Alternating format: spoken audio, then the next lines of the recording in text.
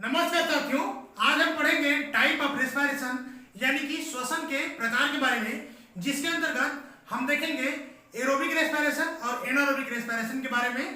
तो topic start करने से पहले साथियों आप लोग बता दूं, जो रेस्पिरेशन जो होता है, ठीक है, ये है क्या है, मुख्यतः सेलुलर रेस्पिरेशन का अंदर पढ़ रहे हैं हम, ठीक है, जो कोशिका के अंदर में जो होता है। मैं आपको पहले क्लास में जो बताया था कि जो आंतरिक जो इंट्रासेलुलर जो रेस्पिरेशन होता है उसी के अंदर में हम इसको पढ़ रहे हैं, ठीक है। तो इसमें हम दो चीज को पढ़ेंगे, एनारोबिक और एरोबिक, जो रेस्पिरेशन के जो प्रकार हैं उसी को हम क्या करेंगे, डिटेल में करेंगे। तो चलिए हम इसका सबसे पहले बेसिक देखते हैं।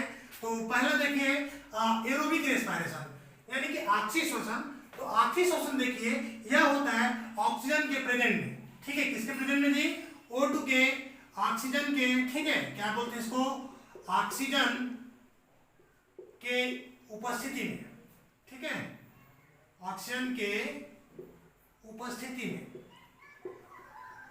ठीक है। जबकि एनारोबिक रेस्पिरेशन होता है यह O2 के अनुपस्थिति में, ठीक है, इसके एब्सेंस में होगा। यहां पर देखिए O2 के जो प्रेजेंट में होगा वह क्या है, एरोबिक रेस्पिरेशन है। जबकि एनारोबिक की बात करें तो यह O2 के अनुपस्थिति में होगा। यहां पर हम देखेंगे जो आक्षिक श्वसन है, ठीक है, यहां पर फूड मटेरियल का कंप्लीट ब्रेकडाउन होगा। क्या होगा जी, कंप्लीट ब्रेकडाउन होगा, ठीक है। यहां पर जो फूड मटेरियल है कि कंप्लीट ब्रेकडाउन होगा, कंप्लीट,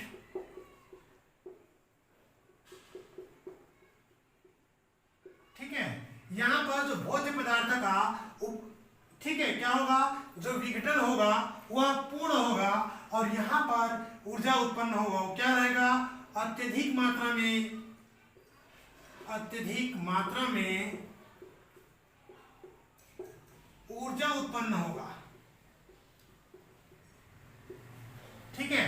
तो आक्षिक श्वसन में ऊर्जा क्या होगा, अत्यधिक मात्रा में ऊर्जा उत्पन्न होगा। तो आपको क्या याद रखना है, आपको यहाँ पर O2 का ऑक्सीजन की उपस्थिति में होगा तथा फूड मटेरियल का यहाँ पर कंप्लीट ब्रेकडाउन होगा।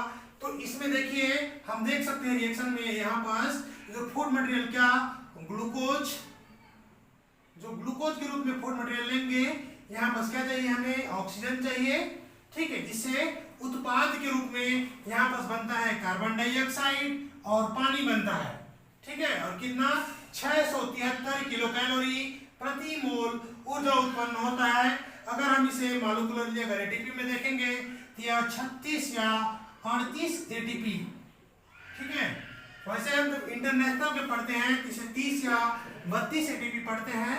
जबकि अभी क्या है, सीजी के जो एग्जाम में बार बार इसी को लेता है, तो आपको इसी को याद रखना है, 36 या 38 एटीपी को। मैं आगे जाकर इसको और डिस्कस करूंगा।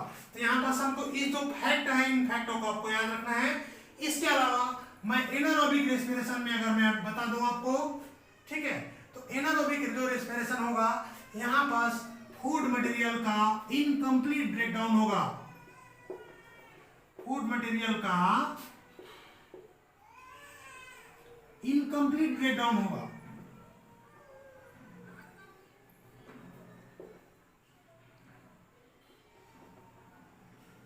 ठीक है जी। क्या याद रखना है, फूड मटेरियल का इनकम्प्लीट ब्रेकडाउन होगा तथा यहाँ पर कम मात्रा में, ठीक है, लेस अमाउंट में ऊर्जा उत्पन्न होता है,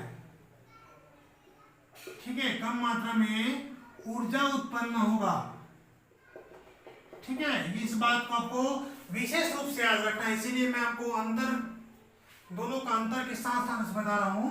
यहाँ पर देखिए रॉ मटेरियल ग्लूकोज,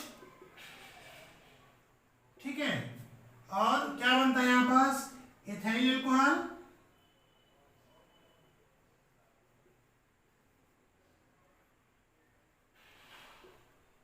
और क्या बनेगा जी, कार्बन डाइऑक्साइड, और 28 किलो कैलोरी प्रति मोल यहाँ पर ऊर्जा उत्पन्न होगा, ठीक है। तो यहाँ पर मेन जो उत्पाद कौन है, इथाइल अल्कोहल और कार्बन डाइऑक्साइड। जबकि इसके अलावा हम और अन्य उत्पाद देखेंगे, जैसे सिट्रिक एसिड, जो अन्य उत्पाद में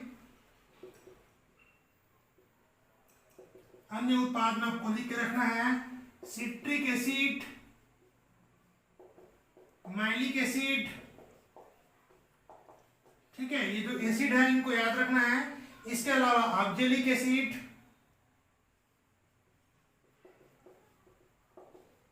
ब्यूट्रिक एसिड,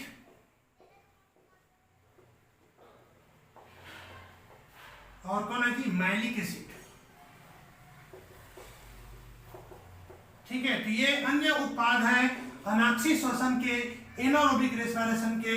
इन उत्पाद को आपको याद रखना है। जबकि आक्षी श्वसन में यहाँ पर फूड मटेरियल का कंप्लीट ब्रेकडाउन होता है, और इस यहाँ पर जो उत्पाद है कार्बन डाइऑक्साइड और वाटर यहाँ का उत्पाद है। तो इस बात को आपको क्या है विशेष रूप से याद रखना है। आपको पूछ देगा कि एग्जाम में कि एरोबिक रेस्पिरेशन है यहाँ पर फूड मटेरियल का, ठीक है। तो क्योंकि आजकल क्या है फूड बना कर देते हैं, तो लिखे रहेगा फूड मटेरियल का इनकम्प्लीट ब्रेकडाउन होता है, फूड मटेरियल का कंप्लीट ब्रेकडाउन होगा। तो इस प्रकार से आपको याद रखना है यहाँ पर भोज्य पदार्थ का कंप्लीट रूप से फूड मटेरियल का क्या होता है, ब्रेकडाउन होता है, अपटन होता है। और देखिए इस प्रकार से क्या है ऊर्जा उत्पन्न होता है। तो इस बात को आपको क्या है विशेष रूप से क्या करना है जी, याद करना है, ठीक है। अब हम यहाँ पर देखेंगे जो रेस्पिरेशन के जो स्टेप है, ठीक है, आक्षी श्वसन का, ठीक है, जो एटीपी जो वहां पर जो बनेगा, यह मुख्यतः हम अध्ययन की सुविधा के लिए 2 स्टेप में यहाँ पर पढ़ेंगे।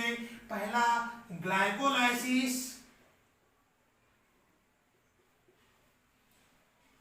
ठीक है, और दूसरा है सिट्रिक एसिड साइकिल,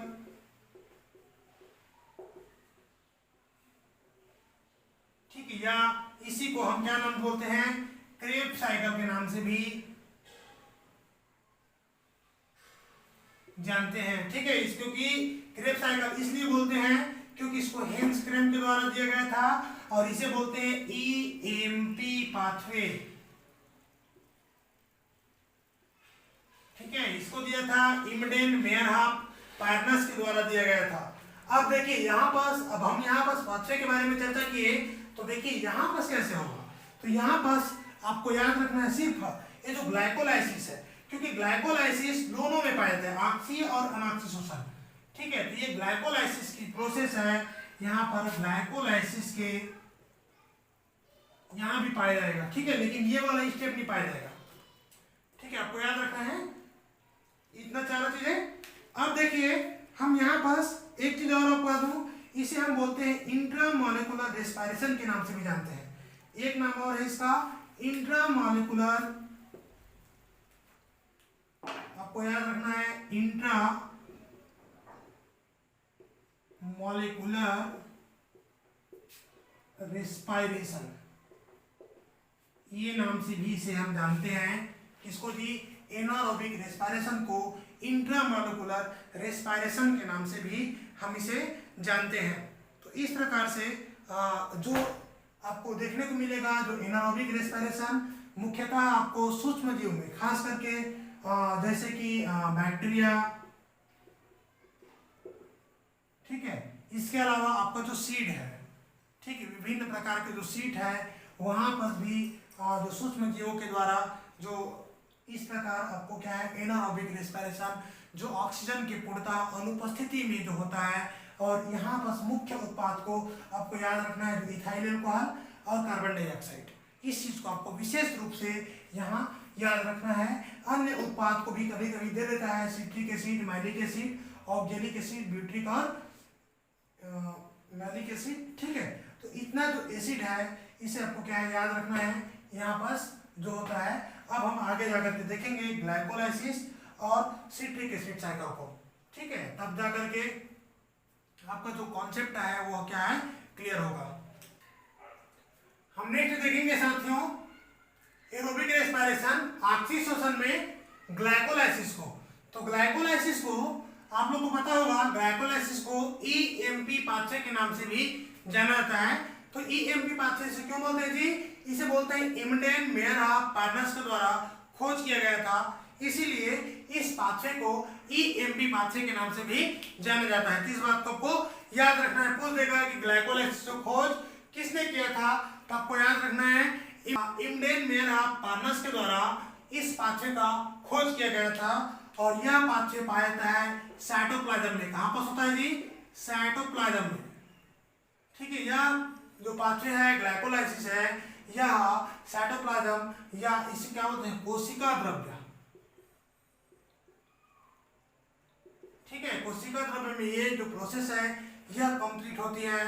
तथा हम देखें तो रेस्पिरेशन के प्रोसेस में जो ग्लाइकोलाइसिस के रिएक्शन है यह एरोबिक और एनारोबिक दोनों में समान रूप से पाया जाता है। तो इसीलिए इसे हम क्या बोलते हैं, उभयनिष्ठ अभिक्रिया भी कहते हैं। क्या कहते हैं जी? उभयनिष्ठ अभिक्रिया के नाम से भी हम यहाँ पर जानते हैं, क्योंकि यह अभिक्रिया है यह एनारोबिक और एरोबिक दोनों रेस्पिरेशन में पाया जाता है।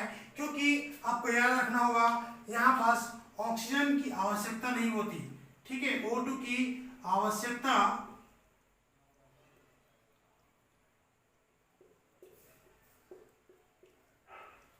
नहीं होती है और न ही CO2, ठीक है, O2 की आवश्यकता नहीं होती है और न ही CO2 उत्पन्न होती है। ठीक है, तो आपको याद रखना है इस प्रक्रिया में ना तो O2 की रिक्वायरमेंट होगी और न ही CO2 उत्पन्न होगी। तो इस बात को इसमें क्या है आपको ग्लाइकोलाइसिस में याद रखना है। कहां पर संपन्न होगा जी? साइटोप्लाज्म में। ठीक है, कोशिका के अंदर कहां? साइटोप्लाज्म में उत्पन्न होगा। जबकि क्रेब्स साइकिल की बात करते हैं तो क्रेब्स साइकिल संपन्न होती कहां होती है? वह माइटोकॉन्ड्रिया के मैट्रिक्स में संपन्न होती है। इसको आपको याद रखना है, साइटोप्लाज्म में संपन्न होती है। इस बात को बार बार पूछे हैं। ठीक है, अब हम देखें फाइनली तो ग्लाइकोलाइसिस में जो फ्यूल के रूप में यूज होगा उसे हम बोलते हैं ग्लूकोज। और ग्लूकोज का इसके अलावा जो उत्पन्न होगा उसे हम बोलते हैं पाइरुवेट। पाइरुवेट या पाइरुविक एसिड का कितना? 2 मॉलिक्यूल उत्पन्न होता है। ठीक है, तो एक मॉलिक्यूल अगर हम ग्लूकोज लिए तो इससे क्या बन रहा है? 2 मॉलिक्यूल पाइरुवेट बन रहा है। ठीक है, क्या बनता है जी? पाइरुवेट बनता है। और क्या बनता है? इसके अलावा हम देखें तो इसमें टोटल जो बनता है 4 ATP बनता है और 2 NADH2 बनता है। इसके अलावा 2 वाटर मॉलिक्यूल इससे बाहर निकलता है। लेकिन आपको पूछ देगा टोटल जो गेन कितना हो रहा है। ठीक है, टोटल हमको ATP कितना मतलब लाभ कितना हो रहा है, तो आपको याद रखना है 2 ATP का इसमें लाभ होता है। अब चलिए हम पढ़ते हैं इसका जो रिएक्शन में आते हैं कि और कहां से पूछे जा सकते हैं। तो हम देखेंगे ग्लाइकोलाइसिस की जो अभिक्रिया है यह 2 स्टेज में पूर्ण होती है। पहला जो स्टेज है इसे हम बोलते हैं प्रिपरेटरी फेज। ठीक है, कौन तक? 1 to 5 तक हम क्या बोलते हैं? Preparatory phase. जबकि हम दूसरा देखेंगे तो इसे हम बोलते हैं पे ऑफ फेज। तो ये है आपका 6 to 10 तक। ये क्या है आपका? पे ऑफ फेज या गेनिंग फेज के नाम से भी इसे हम जानते हैं। तो चलिए हम स्टार्ट करेंगे प्रिपरेटरी फेज से। तो चलिए देखेंगे हम ग्लूकोज। तो सबसे पहला जो फेज में आपको देखिए ग्लूकोज कितना कार्बन वाला होता है जी? ग्लूकोज होता है 6 कार्बन वाला होता है। याद रखिएगा ग्लूकोज कितना कार्बन वाला है? 6 कार्बन वाले जो मॉलिक्यूल है। और इस ग्लूकोज मॉलिक्यूल का सबसे पहले जो प्रोसेस होता है इस प्रोसेस को बोलते हैं फास्फोराइलेशन। आपको याद रखना है क्या होता है? फास्फोराइलेशन होता है। तो इसमें 1 ATP की रिक्वायरमेंट होगी। क्या होगी? 1 ATP की रिक्वायरमेंट होगी और ये ATP से क्या बन जाएगा? ADP। ठीक है, और ग्लूकोज से क्या काम हो जाएगा? Glucose 6 phosphate. और यहाँ पर जो एंजाइम वर्क करता है उसे हम बोलते हैं हेक्सोकाइनेज। हेक्सोकाइनेज। और ये काम करता है मैग्नीशियम आयन के प्रेजेंट में। राइट, बिना मैग्नीशियम आयन के ये नहीं काम करता है। तो आपको पूछ सकता है, क्योंकि आपको हमेशा एक कदम आगे चलना है, तो पूछ देगा कि ग्लूकोज से ग्लूकोज 6 फास्फेट जब बनता है तो वहां पर कौन सा एंजाइम? तो आपको याद रखना है काइनेज। कौन सा काइनेज? हेक्सोकाइनेज। ठीक है, या पूछ देगा यहाँ पर कौन सा जो धातु है वो काम करता है, कौन सा आयन है, तो आपको याद रखना है मैग्नीशियम 2+ आयन। तो यहाँ पर से आपको कंफ्यूज करने के लिए 3+ आयन 4+ आयन इस प्रकार से कुछ भी आपको दे सकता है। तो यहाँ पर से मैग्नीशियम 2+ आयन यहाँ पर वर्क करता है। तो ग्लूकोज हेक्सोकाइनेज के प्रेजेंट में, हेक्सोकाइनेज और मैग्नीशियम आयन के प्रेजेंट में ग्लूकोज 6 फास्फेट का निर्माण करती है, जिसमें 1 एटीपी क्या होती है, खर्च हो जाती है। अब हम देखेंगे दूसरा ग्लूकोज 6 फास्फेट से दूसरा प्रोसेस में देखिए यहाँ पर काम करता है आइसोमेरेज एंजाइम। यहाँ एंजाइम कौन करता है, आइसोमेरेज। ठीक है जी, तो आइसोमेरेज काम करेगा तो यहाँ पर क्या बनता है, फ्रुक्टोज 6 फास्फेट।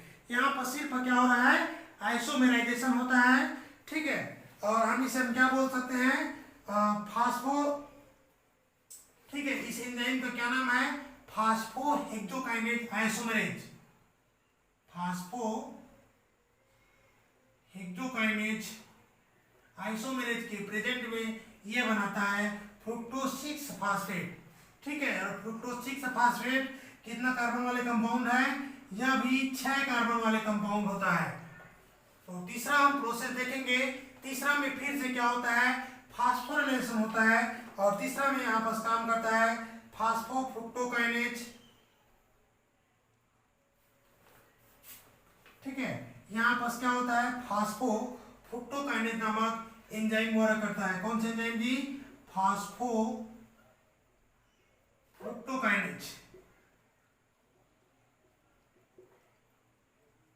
इसके प्रेजेंट में फ्रुक्टोज 1,6,20 फास्फेट का निर्माण करता है, और यहाँ पर भी जो फास्फोफ्रुक्टोकाइनेज एंजाइम जो वर्क करेगा तो यहाँ पर पुनः फिर से 1 एटीपी की रिक्वायरमेंट होगी। ठीक है, तो एटीपी से क्या बनेगा, एडीपी। ठीक है, तो क्या बनता है, 1 एटीपी की यहाँ पर फिर से रिक्वायरमेंट होती है। तो यहाँ पर जाकर के जो फ्रुक्टोज में जो बाइंड कर लेता है, क्या होता है, फ्रुक्टोज 1,6,20 फास्फेट। तब वो यहाँ पर कंफ्यूज नहीं होना है, कोई कोई बुक में 1,6 डाइफास्फेट भी मिलेगा, 20 फास्फेट भी मिलेगा, कुछ भी लिखेंगे चलेगा, कोई समस्या नहीं है। ठीक है, तो यहाँ पर सेकेंड जो फास्फोराइलेशन होता है तीसरा नंबर के जो रिएक्शन में। ठीक है, तब को याद पूछ देगा कि ग्लाइकोलाइसिस में फास्फोराइलेशन कौन कौन सी स्टेज में होता है, तब को याद रखना है कौन कौन से में जी, पहला और तीसरा में। ठीक है, अब हम देखेंगे जो चौथा नंबर के जो रिएक्शन है, यहाँ पर जो फ्रक्टोज 1,6,20 फास्फेट है, यह एल्डोलेज के एंजाइम में, एल्डोलेज एंजाइम के प्रेजेंस में यह 3 कार्बन वाले यौगिक में टूट जाता है। ठीक है, 3 कार्बन वाले 2 यौगिक का निर्माण करता है। एक होता है ग्लिसरॉल्डिहाइड 3 फास्फेट, और दूसरा बनता है डाइहाइड्रोक्सी एसीटोन फास्फेट का निर्माण करता है। कौन कौन सा जी, ग्लिसरॉल्डिहाइड 3 फास्फेट और डाइहाइड्रोक्सी एसीटोन फास्फेट का यह निर्माण करता है। हम नेक्स्ट देखेंगे 5वां नंबर का जो रिएक्शन है, यहाँ पर काम करता है ट्रायोज फास्फेट आइसोमरेज। ठीक है, यहाँ पर काम करता है ट्रायोज फास्फेट आइसोमरेज, और इसके प्रेजेंट में जो डाइहाइड्रोक्सी एसीटोन फास्फेट है, ये वाला जो बना है डाइहाइड्रोक्सी एसीटोन फास्फेट, 3 कार्बन वाले जो कंपाउंड है। ठीक है, यह 3 कार्बन वाले एक दूसरे कंपाउंड ग्लिसरॉल्डिहाइड 3 फास्फेट का निर्माण करता है। अब यहाँ पर ध्यान दीजिए, हमारा प्रिपरेटरी जो फेज है यह क्या है, कंप्लीट होता है। 1 से लेकर के 5 तक का जो फेज था प्रिपरेटरी फेज, ये क्या है, कंप्लीट होता है। अब देखिए हमारे पास टोटल अगर हम देखें तो ये होता है ग्लिसरॉल्डिहाइड 3 फास्फेट का एक मॉलिक्यूल, और दूसरा मॉलिक्यूल ये मॉलिक्यूल। तो हमारे पास अब टोटल अगर हम देखें तो कितना मॉलिक्यूल हो गया जी, 2 मॉलिक्यूल हो गए यहाँ पर। ठीक है, ये कितना कार्बन वाले हैं, 3 कार्बन वाले हैं। अगर हम टोटली अगर हम देखें यहाँ पास, तो यहाँ से जो रिएक्शन जो चलेगा यह क्या होगा, 2 मॉलिक्यूल में चलेगा। राइट, यहाँ से 2 मॉलिक्यूल में चलेगा। मैं यहाँ पर लिख दे रहा हूँ 2 मॉलिक्यूल। ठीक है, यहाँ से 2 मॉलिक्यूल से चलेगा, 6वां नंबर का जो रिएक्शन है वो। ठीक है, अब हम यहाँ पर देखें पे ऑफ फेज में, पे ऑफ फेज इसलिए बोलते हैं कि यहाँ से हमको क्या है, उत्पाद मिलना शुरू हो जाता है, इसीलिए हम इसे क्या बोलते हैं, पे ऑफ फेज के नाम से जानते हैं। तो चलिए हम देखेंगे पे ऑफ फेज। तो पे ऑफ फेज में हम देखेंगे 6वां नंबर का जो रिएक्शन है ग्लिसरॉल्डिहाइड 3 फास्फेट से, ठीक है, यहाँ पर जो होगा ग्लिसरॉल्डिहाइड 3 फास्फेट डिहाइड्रोजिनेज नामक एंजाइम काम करेगा। ग्लिसरॉल्डिहाइड 3 फास्फेट, ठीक, ये सेम जो प्रोडक्ट है उसी का रहेगा। मैं यहाँ पर लिख दे रहा हूँ खाली डिहाइड्रोजिनेज, ठीक है। तो ग्लिसरॉल्डिहाइड 3 फास्फेट डिहाइड्रोजिनेज, और यहाँ पर जो वर्क करता है उसे हम यहाँ पर देखेंगे तो कि 2 मॉलिक्यूल है, तो यहाँ पर क्या यूज होगा जी, 2 NADP, डिहाइड्रोजिनेज जहाँ जहाँ यूज होगा वहाँ क्या होता है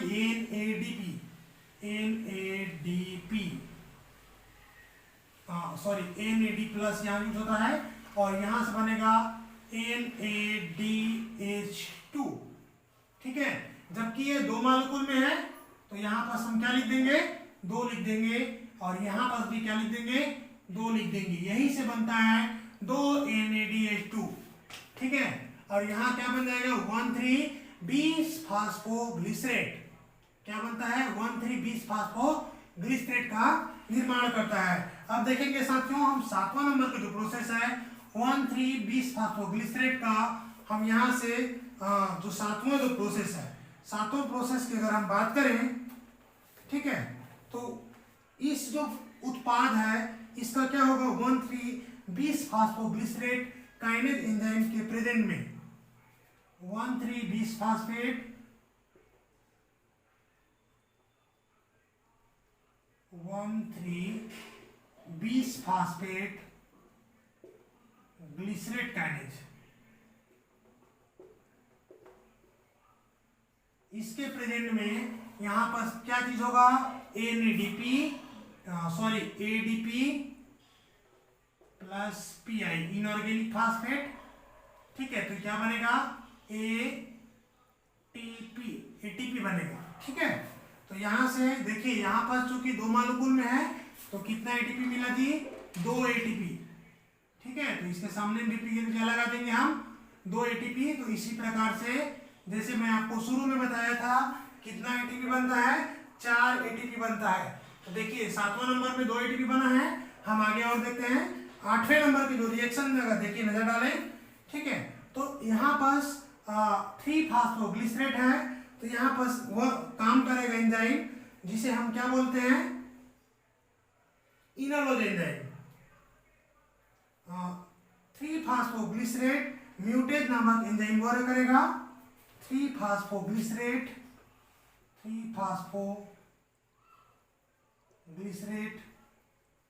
म्यूटेज। अब देखिए यहाँ पास इसका बस संरचना चेंज होता है, फास्फेट 3 नंबर में जुड़ जाता है, वह 2 में जुड़ जाता है, और ये बन जाता है 2 फास्फोग्लिसरेट का निर्माण करता है। अब 9वें नंबर के जो प्रोसेस में हम यहाँ यूज करेंगे फिर से कौन से एंजाइम, इनालोज एंजाइम। यहाँ यूज होता है उसे हम क्या बोलते हैं, इनालोज, और यहाँ से निकल जाएगा H2O, ठीक है। 2 फास्फोग्लिसरेट क्या है, इनालोज होगा, और क्या बन जाएगा H2O क्या है, बाहर निकल जाएगा। अब हम लास्ट जो प्रोसेस देखेंगे, यहाँ पर फिर से हमको क्या मिलेगा, ATP मिलेगा, फास्फोइनॉल पायरुवेट, यानी कि जो पेप है, ठीक है। फास्फोइनॉल पायरुवेट हम शॉर्टकट में क्या बोलते हैं, पेप। तो यहाँ पर एंजाइम जो यूज होता है जिसे हम बोलते हैं पायरुवेट काइनेज। तो पायरुवेट काइनेज के जो प्रेजेंट में यहाँ पर फिर से 2 ATP का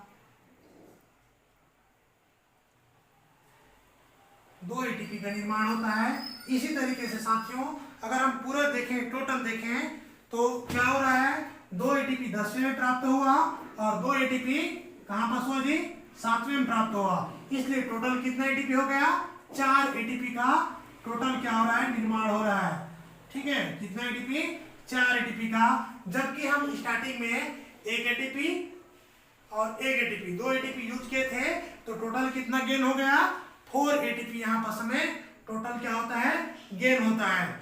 अब देखिए यहाँ पर हम नजर डालें कि क्वेश्चन कहाँ कहाँ से बनेगा। आपको याद रखना है, सरसरी तौर से अगर पूछे तो ग्लाइकोलाइसिस का उत्पाद क्या होता है, तो आपको याद रखना है पायरुविक एसिड या पायरुवेट के दो मॉलिक्यूल क्या होता है, प्रोडक्ट रूप में बनता है। तो इस बात को आपको याद रखना है। इसके अलावा पूछ देगा कि जो ग्लाइकोलाइसिस है, ठीक है, ग्लाइकोलाइसिस है, यहाँ पर फास्फोरिलेशन कहाँ कहाँ होता है, तो आपको याद रखना है फास्फोरिलेशन कहाँ कहाँ हो रहा है जी, पहला और तीसरा में, ठीक है, पहला और तीसरा में फास्फोरिलेशन होगा। इसके अलावा वाटर मॉलिक्यूल कहाँ निकल रहा है, 90 नंबर में इनोलोजिन वहां पर वर्क कर रहा है। तो ऐसे छोटे छोटे चीजों को आपको याद रखना है। टोटल कितना बन रहा है, क्या बन रहा है, NaDH2 कितना बन रहा है, तो टोटल 2 मॉलिक्यूल NaDH2 का बन रहा है। इसको भी आपको याद रखना है। क्या क्या, NaDH2 का 2 मॉलिक्यूल बनेगा और 4 ATP बनेगा। इसके अलावा एक वाटर निकला, ठीक है। तो अब यहाँ पर देख लीजिए ऑक्सीजन की कहीं पर भी रिक्वायरमेंट नहीं हो रही है और न ही यहाँ पर कहीं पर से भी कार्बन डाइऑक्साइड निकल रहा है। तो ये जो रिएक्शन है ग्लाइकोलाइसिस है, या एरोबिक और एनारोबिक रिएक्शन दोनों में संपन्न होगा। अब हम नेक्स्ट देखेंगे सिट्रिक एसिड साइकिल के बारे में।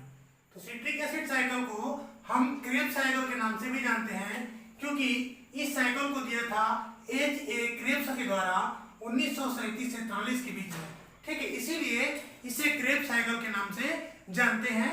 तो क्रेब्स साइकिल का अगर हम देखें स्टार्टिंग में, तो यह जो कहां पर होता है, इसका लोकेशन देखें, तो यह होता है माइटोकॉन्ड्रिया में, ठीक है जी, माइटोकॉन्ड्रिया में होता है, ठीक है। आपको पूछ देगा ऑप्शन में कि साइकिल कहाँ होता है, तो आपको याद रखना है माइटोकॉन्ड्रिया, या ऐसे आपको ऑप्शन में मिल जाएगा माइटोकॉन्ड्रियल मैट्रिक्स,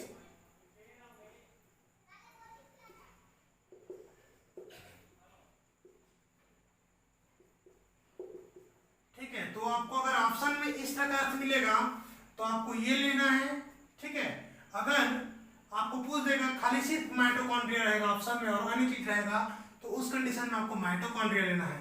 क्योंकि अगर हम ध्यान से इसको देखें, ठीक है, तो मैं बनाऊं छोटा सा माइटोकॉन्ड्रिया, और जो क्रेब्स साइकिल है इस माइटोकॉन्ड्रिया के इस पोर्शन में पाए थे, यहाँ पाए थे क्रेब्स साइकिल। ये जो माइटोकॉन्ड्रिया के मैट्रिक्स है यहीं पर क्या है, क्रेब्स साइकिल पाया जाता है। अब हम बात करते हैं जो क्रेब्स साइकिल है, ठीक है जी। तो क्रेब्स साइकिल में मोस्टली क्या होता है, यहाँ पर पायरुविक एसिड, ठीक है, यहाँ पर अगर हम देखें क्रेब्स साइकिल में, तो pyruvic acid, fatty acid,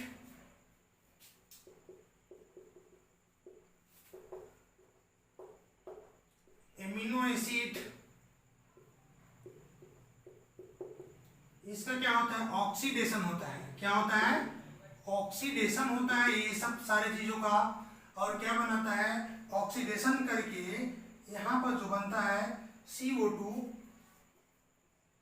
plus H2O का निर्माण होता है। अगर हम संक्षेप में देखें पूरा सिट्रिक एसिड साइकिल को, तो ये जो प्रोडक्ट है जो विभिन्न मेटाबॉलिक पाथवे से जो आया था, ठीक है, विभिन्न जो पाथवे से आया था, इन्हीं का क्या होता है, पूर्ण रूप से ऑक्सीडेशन होता है और इसी के थ्रू कार्बन डाइऑक्साइड और वाटर का निर्माण होता है, ठीक है। तो इसी को हम जाकर के यहाँ पर आगे डिटेल में जो सिट्रिक एसिड साइकिल है उसे हम बोलते हैं।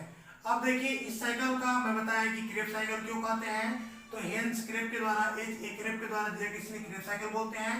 दूसरा नाम है सिट्रिक एसिड साइकिल। इसका जो पहला प्रोडक्ट होता है सिट्रेट होता है, ठीक है। अगर यहाँ पर जो सिट्रेट है, यहाँ पर हाइड्रोजन आयन अगर जुड़ जाता है तो क्या अंदर सिट्रिक एसिड बन जाता है, ठीक है। लेकिन हम स्टैंडर्ड जो बुक में सिट्रेट ही पढ़ते हैं, ठीक है। तो आपको कंफ्यूज नहीं होना है, अगर सिट्रेट लिखा रहेगा तो भी सही है, सिट्रिक एसिड लिखा रहेगा तो भी सही है, ठीक है। तो पहला उत्पाद इससे क्या होता है, सिट्रिक एसिड होता है, इसीलिए इसे क्या बोलते हैं, सिट्रिक एसिड साइकिल बोलते हैं। फर्स्ट जो स्टेबल जो कंपाउंड है वह क्या होता है, सिट्रिक एसिड होता है।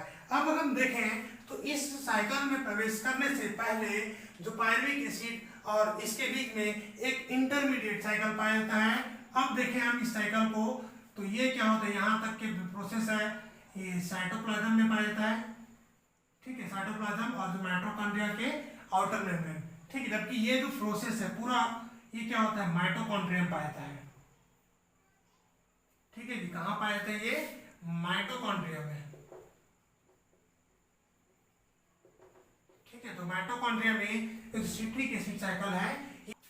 सिट्रिक एसिड साइकिल में हम देखे हैं तो इसके पहले एक और साइकिल थोड़ा सा एक रिएक्शन रहता है जहां पर पायरुवेट से क्या बनता है जी, एसिटाइल कोएंजाइम बनता है। ठीक है, पायरुवेट से एसिटाइल कोएंजाइम बनता है और इस प्रोसेस को हम बोलते हैं ऑक्सीडेटिव डीकार्बोक्सिलेशन। इसे हम क्या बोलते हैं, ऑक्सीडेटिव डीकार्बोक्सिलेशन।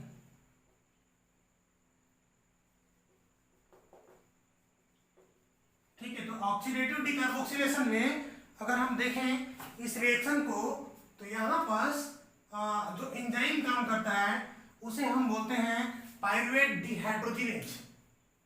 कौन काम करता है, पायरुवेट डिहाइड्रोजिनेज कॉम्प्लेक्स काम करता है यहाँ पर, पायरुवेट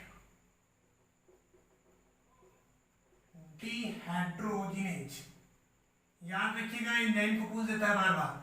ठीक है, कौन क्या करता है, पायरुवेट से क्या बनता है, स्टील कोएंजाइम। तो यहाँ पर कौन, पायरुवेट डिहाइड्रोजिनेज काम करता है और यहाँ पर भी आपका बनता है एक NAD प्लस से NADH2 बनता है।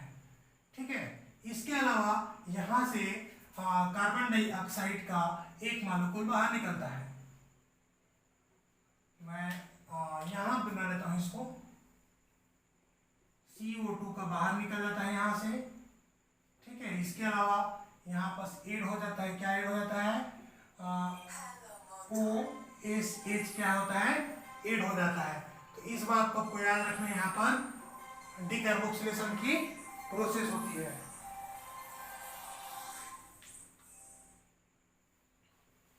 ठीक है, तो यहाँ पर क्या हो जाएगा, डीकार्बोक्सिलेशन की प्रोसेस होगा।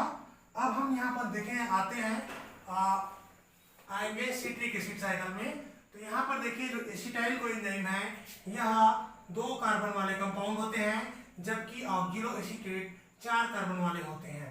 तो यहाँ पर जो एंजाइम काम करता है उसे हम बोलते हैं सिट्रेट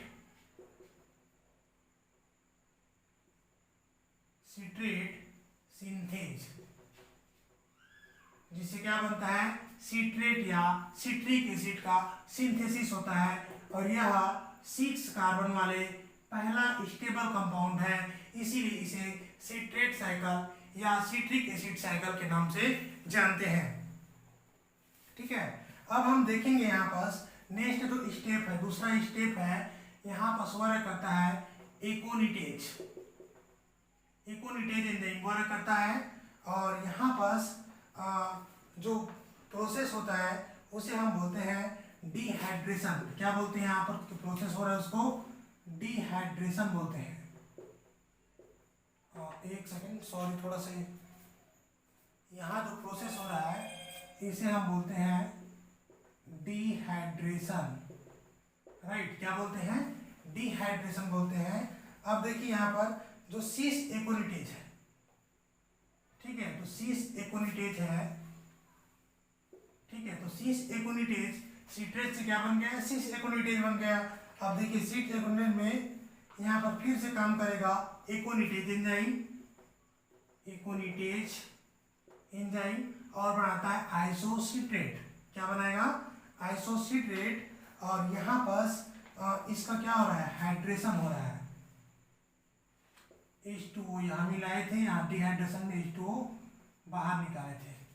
ठीक है, तो यहाँ पर क्या हो रहा है, हाइड्रेशन। ठीक है, ये प्रोसेस में क्या होगा, हाइड्रेशन। अब देखिए जो आइसोसिट्रेट जो बन गया, तो आइसोसिट्रेट का यहाँ पर फिर से क्या होगा, आइसोसिट्रेट डिहाइड्रोजिनेज के जो प्रेजेंट में काम करेगा, आइसोसिट्रेट डिहाइड्रोजिनेज, इसके प्रेजेंट में काम करेगा। तो यहां से NADH2 बन के निकलेगा, NADH2।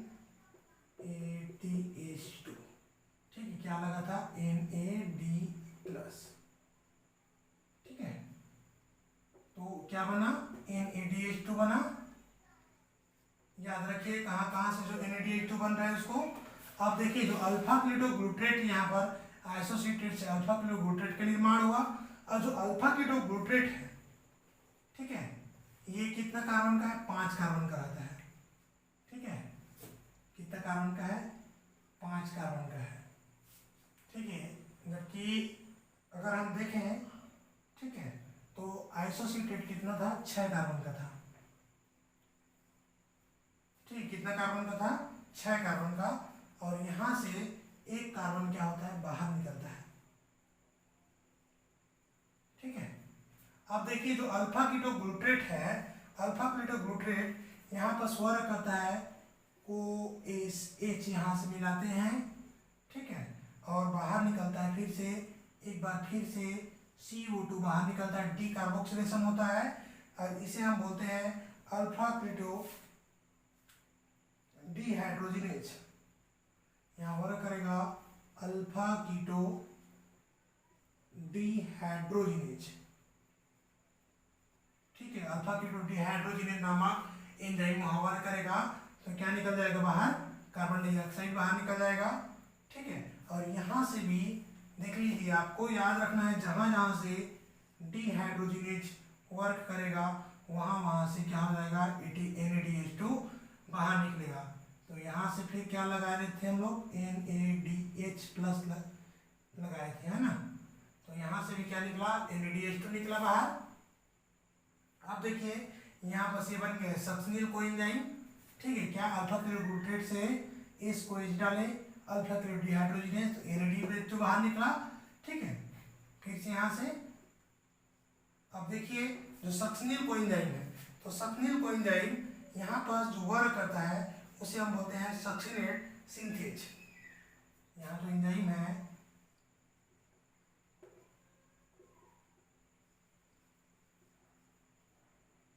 सक्सिनेट सिंथेज के प्रेजेंट में यहाँ पर क्या बाहर निकल जाता है, जो COSH रहता है वो बाहर निकल जाता है, ठीक, यहाँ पर हम COSH लगाए थे, COSH ये बाहर निकल गया, ठीक है, और यहाँ पर बनता है GTP, याद रखिएगा GTP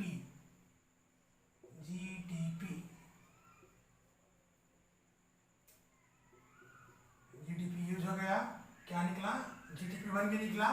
जो सक्सिनेट है, याद रखिएगा सक्सिनल कोएंजाइम से सक्सिनेट बनता है, इसी बीच में क्या बनता है, GTP बनता है। अब हम देखें तो सक्सिनेल कितने कार्बन का है, ये 4 कार्बन वाले कंपाउंड है, राइट। अब सक्सिनेट से, ठीक है, हम देखेंगे सक्सिनेट से बनेगा फ्यूमरेट, एक स्टेप यहाँ थोड़ा सा एक्स्ट्रा लिखा गया है, सक्सिनेट से क्या बनेगा, फ्यूमरेट बनेगा। अब फ्यूमरेट कितना कार्बन वाले हैं, यह भी 4 कार्बन वाले कंपाउंड है, कितना कार्बन वाले जी, 4 कार्बन वाले कंपाउंड है फ्यूमरेट।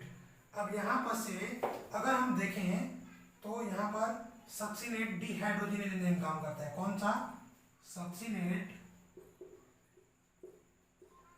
डिहाइड्रोजिनेज, ठीक है। तो यहां से बाहर निकलता है FAD,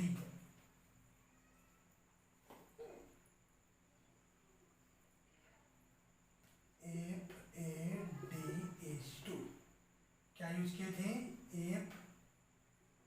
FAD+, ठीक है। तो क्या बन के निकल गया यहाँ से, FADH2 बन के निकल गया। अब देखिए जो फ्यूमरेट है इससे क्या बन जाएगा जी, माइलेट बन जाएगा। तो यहाँ पर एंजाइम कौन है, एंजाइम हो जाएगा फ्यूमरेट एंजाइम,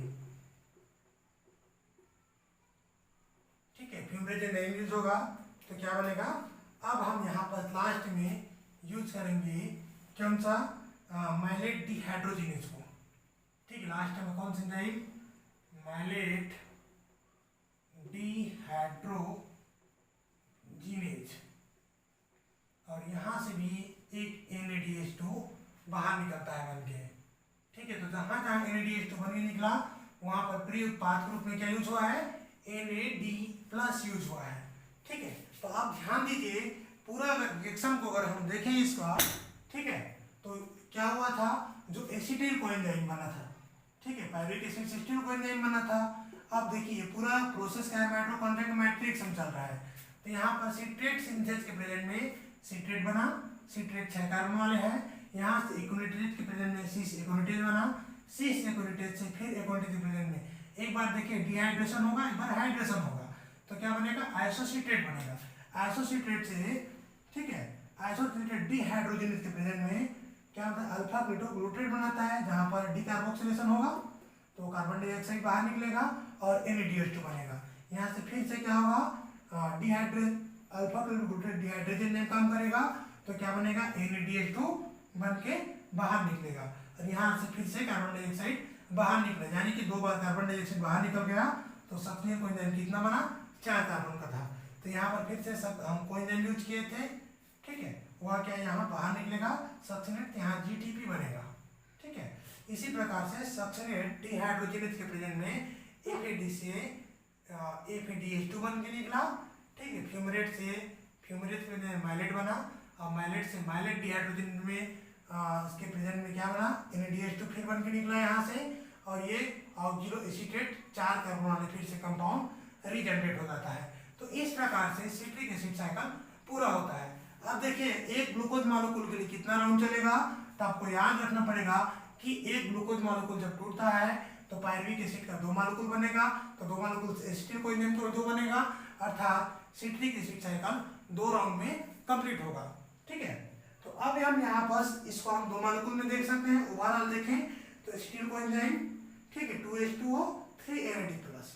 हम अगर यहाँ देखें सिर्फ एक राउंड को देखें इस प्रकार से, फिर क्या होगा, FAD GDP इनऑर्गेनिक फास्फेट है तो 2 COASH यहाँ से निकल जाएगा बाहर, 2CO2 बाहर निकलेगा, 3 NADH2 निकलेगा, ठीक है, 1 FAD निकलेगा, 1 GDP निकलेगा, ठीक है। अगर हम इसको 2 राउंड में देखेंगे पूरे एक ग्लूकोज मॉलिक्यूल के लिए तो मल्टीप्लाई 2 कर देंगे तो ये हमको मिल जाएगा, कितना मिल जाएगा, 4 कार्बन डाइऑक्साइड बनता है, ठीक है, और कितना बनेगा, 6 NADH2 बनेगा, 2 FAD बनेगा और 2 GDP बनेगा, ठीक है। तो टोटल अगर हम काउंट करके लिखेंगे, ठीक है, तो कितना आएगा जी, 36 या 38 ATP आपको मिलेगा टोटल आप काउंट करेंगे तो, ठीक है। क्योंकि देखिए यहाँ 3 बार निकला है, ठीक है, तो 3 3 9, ठीक है, और 2 राउंड के लिए 9 2 18, ठीक है, इसका 2 2 2 4, 18 और 4 कितना हो गया जी, 22, ठीक है, और 2 GDP यानी कि 24, ठीक है, और ग्लाइकोलाइसिस का 8,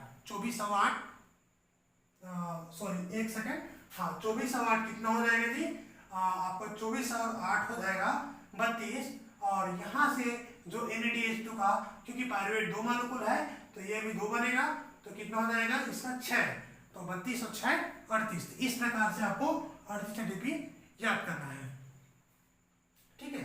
तो इसलिए आपको क्या है, जो रिएक्शन है इसको कंप्लीटली क्या याद रख लेना है, चाहे आप क्या बोलते हैं ACF की तैयारी कर रहे हैं या मेंस एग्जाम की कर रहे हैं, तो आपको ये जो प्रोसेस है आप याद रहेगा, तो आपको क्या है कंफ्यूजन नहीं होगा कहाँ कहाँ से ATP बनता है, कहाँ से GTP बनता है और कौन कौन से रिएक्शन है ये कहाँ कहाँ पर होता है। तो इसलिए आपको क्या है इस रिएक्शन को कंप्लीटली बना के रखना है, ठीक। इसके अलावा अगर आप कोई भी कंपटीशन एग्जाम पढ़ते हैं तो ये जो प्रोसेस है पर्सन जितने भी, ठीक है, ये क्या आपके एग्जाम के लिए पर्याप्त कंटेंट है, ठीक है। तो आज के लिए साथियों इतना ही, ठीक है। अगर आपको वीडियो नॉलेजेबल लगता है, कंटेंट लगता है कि आपके लिए हेल्पफुल साबित होता है तो वीडियो को आप लोग अवश्य लाइक करें, ठीक है, चैनल को सब्सक्राइब करें, हमारे नया व्यूअर हैं वो सब्सक्राइब करके बेल आइकन को जरूर क्लिक करें, ठीक है, ताकि आपको वीडियो को नोटिफिकेशन मिलता रहे। तो आज के लिए इतना ही, थैंक यू।